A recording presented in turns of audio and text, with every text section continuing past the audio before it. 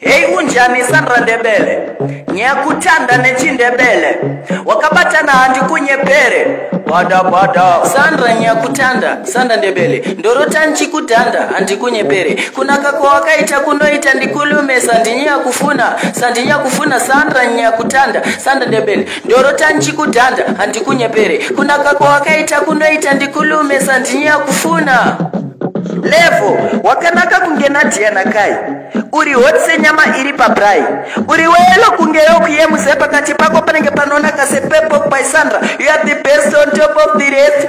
Uri nyama last ende une mazi breast uri kupisa north east neku west ndoda kukupa vana vari muchuno vari west. Hey unjani Sandra Ndebele nyakutanda nechindebele wakabatana handi kunyepere fanika pandemiki ya upere nyakutanda Sandra Ndebele handifukutela manga nechindebele kunaka kwa wakaita kunoita ndikulume sandinya kufuna levo vanunga vasa kukombea na pokelo unompedzera une bonzore yelo plus futi sandia upfeke bhero ende futi une musika unodhingura chikero zvaizvozvi ndiwe uri kupisa ndakaona picture rako ndinomisa pafondo nzwakuda kukukisa dai ndirini umandara ndakakubvisa hoi wakanaka zvinomwisa mvura unogeza unotamba nemvura hausi chips sandi unodhura. I am falling for you murudo ndakanyura sandi uri so sweet ende uri so lit ende uri so neat ende uri so cute wakabatana kuita kunge bato wakabatana kuita fanika boto nembato. Hey unjani Sandra Ndebele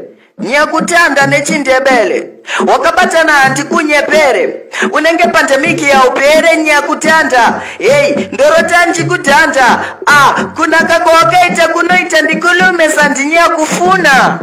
Okay, mapikicha unogona kupoza kutaura unogona kunoza wakanako sina kana makeup ndikutsvaga namba dzako tosasa pa WhatsApp une ma asset kwete ma liabilities uri zim asset course une ma qualities zvese unazvo una ma disabilities ndipepukana ndikungoda ma opportunities. Ndebele wanditora moyo ndinokudira magaro iwayo ndichakutevera kubulawayo koyo mari yekukuspoila ndinayo. You are the reason why the sunshine unopenyese gorite riri pamai ndoda uve wangu ndoda uve mine semunhu ari vakadoma unaogara fine. Hey unjani Sandra Ndebele nyakutanda nechindebele wakabatana handi kunyepere sandi unenge chirwere sandi yaupere nyakutanda ndorota nchikutanda kunaka kwa wakaita kunoita ndikulume sandinya kufuna bada